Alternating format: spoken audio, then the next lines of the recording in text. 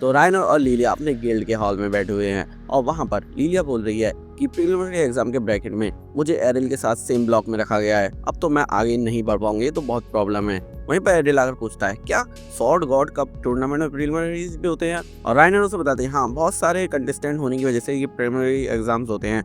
इसके बाद जो भी इसमें सेलेक्ट होता है वो एक दूसरे के खिलाफ लड़ता है। वो सब चीज़ें टूर्नामेंट का मैनेजमेंट देखता है, उसमें हम कुछ नहीं कर सकते। रायनर अपना भी ब्रैकेट देख रही होती है कि कहीं वो भी एरिल के साथ तो नहीं है, और एरिल उसके पीछे ही देख रहा होता है और बोलता है कि तुम मेरे साथ सेम ब्रैकेट में नहीं हो। तो वो उसे थोड़ा मॉक करने लग जाता है कि तुम अगर प्रीलिमिनरी एग्जाम पास कर जाओगे तो तुम्हारे पापा बहुत खुश होंगे, और वो मौके में बह जाती है और बोलती है हाँ मेरे पापा बहुत ज़्यादा खुश होंगे। जैसे ही उसे रियलाइज़ होता है कि वो उसे मॉक कर रहा है तो बोलती है नहीं नहीं, मैं उन्हें डैड बोलती हूँ, पापा नहीं। लिलिया उठकर बोलती है कि मेरे लिए तो ये बहुत ज़्यादा परेशानी की बात है, तो मैंने डिसाइड करा आज भी हम डंजन जा रहे हैं और तुम दोनों मेरे साथ चल रहे हो। और वो वहाँ से जाने लग जाती है। तभी उसके फादर उसके पास आते हैं कि तुम ज़रा संभल कर रहना अगर तुम डंजन में जा रही हो, क्योंकि ग्रॉक कभी भी कुछ भी प्लानिंग कर सकता है, और अगर तुम्हें लगे कि कोई खतरा है तो वहाँ से भागने में सोचना मत, बस वहाँ से भाग लेना। और वो बोलती है कि ठीक है डैड, और फिर वो वहाँ से चली जाती है। जिसके बाद फाइनल स्वॉर्ड गॉड कप का प्रीलिमिनरी एग्जाम्स का दिन आ जाता है और वहाँ पर बहुत सारी पब्लिक है और वहाँ पर होस्ट वही सिस्टर है जो पहले थी। और यहाँ पर कुछ कंटेस्टेंट एक दूसरे के खिलाफ लड़ रहे हैं, कोई हार रहा है तो कोई जीत रहा है। और यहाँ पर लिलिया को भी हम देखते हैं और लिलिया हार कर भग जाती है। लिलिया एक जगह खड़े होकर खुद को कोस रही है कि मैं हार गई, और वहीं पर एरिल आ जाता है। वो एरिल से बोलती है कि तुम संभल कर लड़ना, ये जो तुम्हारे सामने तुम्हारा अपोनेंट है ये थोड़ा यूनिक स्किल है। वो उसे बताती है कि ये शॉर्ट्समैन मैजिक भी यूज़ कर सकती है, ये एक मैजिक शॉर्ट्समैन है। और वो उसे बोलता है क्या, मुझे तो लगा था ये सब रूल्स के खिलाफ होगा।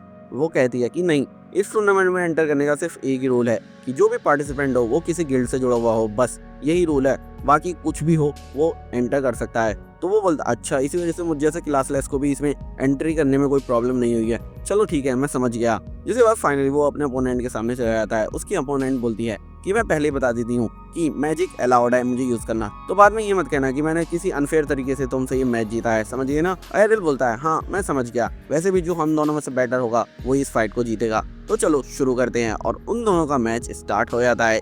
वो मैजिक स्वॉर्ड्समैन उस पर एक फायर अटैक करने लग जाती है अपने मैजिक का, और वो फायर अटैक ही करती रहती है, लेकिन एरिल हर एक फायर अटैक उसका डॉज कर रहा है। जिसके बाद एरिल मौका देखकर उसके पास जाता है उस पर अटैक करने के लिए, लेकिन वो पास से भी वो फायर अटैक कर लेती है। और एरिल बोलता है ये तो काफी कन्वीनियंट है, तुम पास से भी अटैक कर सकती हो बट दूर से भी। और वो उसका मजाक उड़ाने लग जाता है कि बेशक तुम में मैजिक भी ज्यादा, स्वॉर्ड्समैन की स्किल भी है, लेकिन तुम दोनों में से किसी में भी परफेक्ट नहीं हो। और वो उस पर गुस्सा हो जाते हैं कि ऐसा है तो ठीक है, मैं तुम्हें बताती हूँ कि मेरी एडवांस क्लास क्या कर सकती है।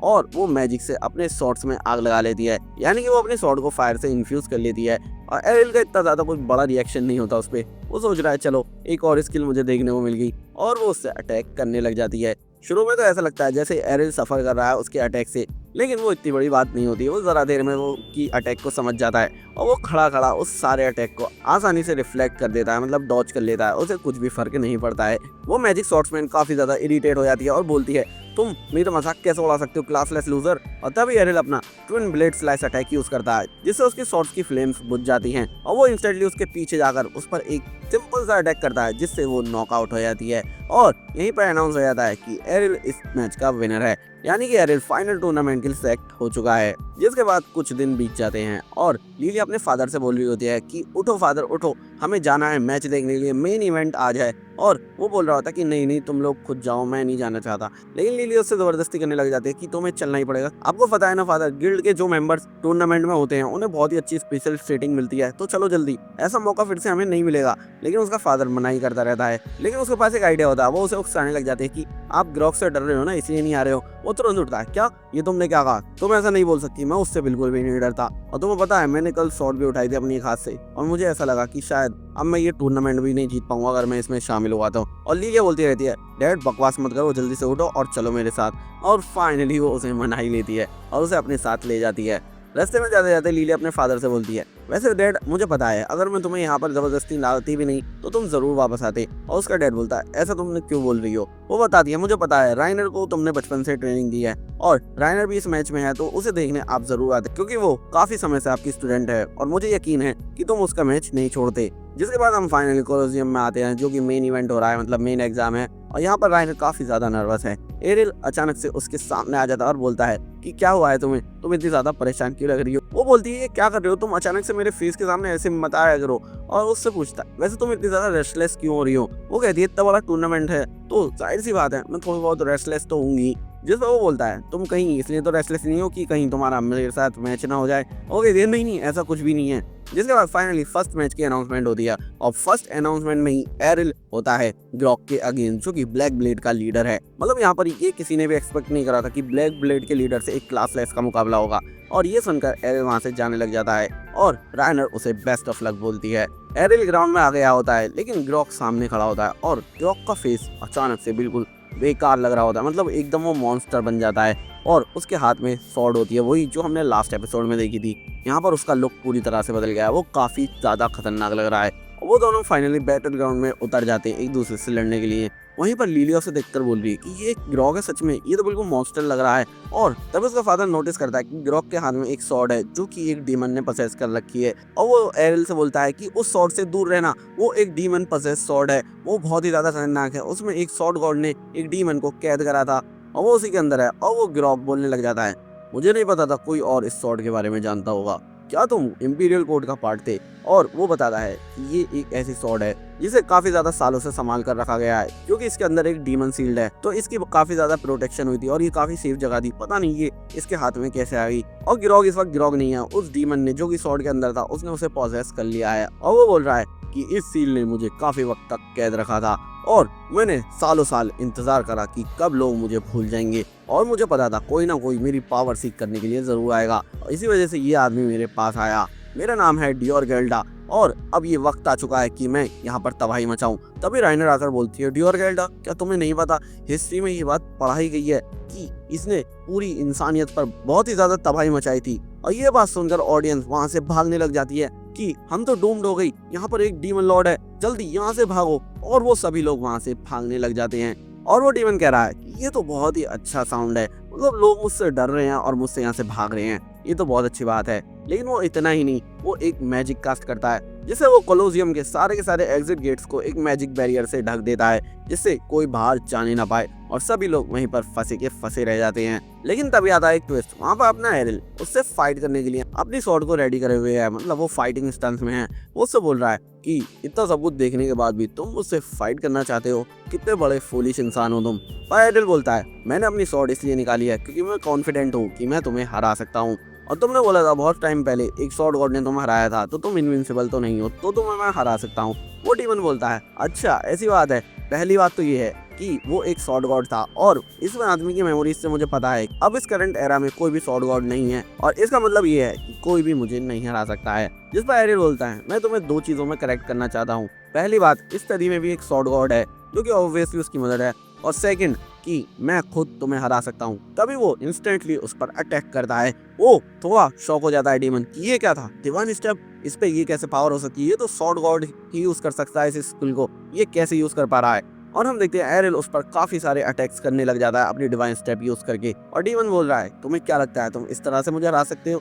और वो डीमन भी उस पर अपनी स्वॉर्ड से अटैक कर देता है और उसे लगता है कि एरिल का काम खत्म हो गया है। लेकिन जैसे ही स्मोक हटता है वहां से तो एरिल बिल्कुल वहीं का वहीं खड़ा हुआ होता है और उस डीमन की स्वॉर्ड ने उसे जरा भी डैमेज नहीं दिया होता है। वो एकदम शॉक हो जाता है कि ये कैसे पॉसिबल है। एरिल बोलता है ये गट्स नाम की स्किल है जिसकी वजह से मैं ये तुम्हारा अटैक बिल्कुल झेल पाया हूँ, मतलब राइनर के साथ मेरी ट्रेनिंग बिल्कुल सक्सेसफुल थी। फिर वो डीमन उस पर अटैक करता है और वो दोनों फिर से फाइट करने लग जाते हैं, लेकिन एरिल उस पर अपना स्पेशल अटैक इन्फिनिट ब्रेक से अटैक कर देता है जिससे वो बहुत ही ज्यादा बुरी तरह से उसे मार रहा होता है। और वो वहीं पर फील कर लेता है कि ये स्वॉर्ड गॉड की ही टेक्निक्स हैं, ये कैसे यूज कर पा रहा है, एक मियर चाइल्ड मुझे कैसे मार सकता है। तभी एरिल उस पर फाइन अटैक करता है जिसके बाद वो वहीं पर गिर जाता है, यानी कि वो उसे डिफीट कर देता है। और वो पास जाकर उसे चेक करता है और देखता है ये जितना जख्मी है और इसकी डिवाइन प्रोटेक्शन खत्म हो गई तो ये अब लड़ नहीं पाएगा, यानी कि इस मैच को एरिल जीत चुका है। और पब्लिक यहाँ पर बहुत ही ज्यादा खुश होती है और राइनर भी काफी खुश हो रही होती है। लेकिन असल में वो डीमन अभी तक नहीं हारा है। वो सोच रहा है कि मेरे पास कोई चॉइस नहीं है, मुझे इस लड़के से बचकर रहना पड़ेगा। इसके लिए मुझे यहाँ पर किसी ह्यूमन की बॉडी में अभी के लिए जाना पड़ेगा और यहाँ से भागना पड़ेगा, तब तक मेरी पावर फुल नहीं होती। तभी वो पब्लिक में किसी स्ट्रॉन्ग इंसान को ढूंढता है और उसे कोई नहीं मिलता, पर फाइनली उसे लिलिया के फादर दिखते हैं और वो उन्हें अपना टारगेट बना लेता है। जिसके बाद वो तलवार हवा में उठती है और एरिल की तरफ जाती है। एरिल सोचता है कि ये अटैक कर रहा है और एरिल राइनर को बचा लेता है और लिलिया को उसके फादर बचा लेते हैं। लेकिन जैसे ही सारा स्मोक हटता है वहां से तो हम देखते हैं कि लिलिया के फादर के हाथ में वो स्वॉर्ड होती है और वो उसने लिलिया को ढाल बना रखा होता है। और डीमन कहता है कि फाइनली मुझे दूसरी ह्यूमन बॉडी मिल गई, और एरिल बिल्कुल शॉक हो जाता है कि मुझे पहले ही पता होना चाहिए था कि मेन बॉडी ये सॉर्ड है, अगर ऐसा होता तो मैं इस सॉर्ड को ही खत्म कर देता। वो डीमन बोलता है अब उसके लिए बहुत ज्यादा लेट हो गया। वो बोलता है नहीं कोई लेट नहीं हुआ, मैं अभी भी तुम्हें मार सकता हूँ, तो कोई टेंशन वाली बात नहीं है। और वो कहता है नहीं तुम ऐसा नहीं कर सकते हो, मेरी तलवार तुम्हारी ये फ्यूचर वाइफ की गर्दन पर है तो तुम ऐसा कुछ नहीं करोगे। वो बोलता है क्या, पर मुझे तो ऐसा कुछ नहीं लगता। और वो बताता है इस आदमी की मेमोरी का वार्डिंग ये तुम्हारी फ्यूचर वाइफ होने वाली है।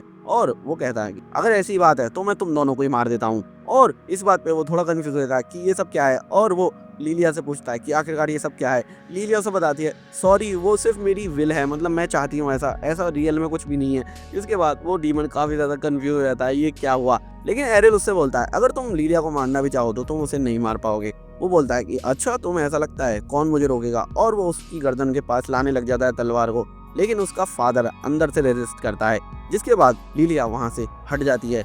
और एरिल कहता है कि लीलिया के फादर उस डीमन से लड़ रहे हैं, वो अपनी बॉडी पर उसे कंट्रोल नहीं करने दे रहे क्योंकि गिरोक का फेस पूरी तरह से चेंज हो गया था, लेकिन तुम्हारे फादर का फेस चेंज नहीं हुआ है, यानी कि वो अंदर से रेजिस्ट कर रहे हैं। और बड़ी मुश्किल के बाद लीलिया के फादर उस तलवार को खुद से फेंक देते हैं और वो तलवार बिल्कुल एरिल की तरफ आती है और एरिल अपना स्पेशल अटैक यूज करता है और उस तलवार के टुकड़े टुकड़े कर देता है, यानी वो डीमन को पूरी तरह से खत्म कर देता है। और उसके खत्म होने की वजह से उसका वो बैरियर भी यहाँ से खत्म हो जाता है। और ये सब देखकर सभी लोग खुश हो जाते हैं और एरिल सोचता है फाइनली इसका अंत हो गया। और इसी के साथ हमारा ये एपिसोड भी खत्म हो जाता है। दोस्तों अगर वीडियो पसंद आए हो तो वीडियो को लाइक कर दो, चैनल को सब्सक्राइब करके वीडियो को शेयर कर दो।